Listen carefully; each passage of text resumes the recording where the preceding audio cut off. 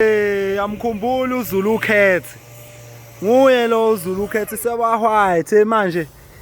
Inkinga lana ziyagibelana. Okay. Funa ukutshengisa ukuthi isigubhu sesapende sipho sihle kanjani manje. Asisafani nasekuqaleni uRazo wathi iZulu lekade ehlula ukufunda ukuthi Zulu Cat. Okay, silana so manje. Inkinga lezi sikebhe yenzakalile sithe sesiqedile ukusikhanda ngoba umnikazi waso wathi iflow ngeke ayenze. Sithe sesiqedile mase sithi sibheka iflow isiyabheda. That's why ubona sesipendiwe kodwa sisaqeqebukile la ngaphakathi kumele abasaqeqebukile.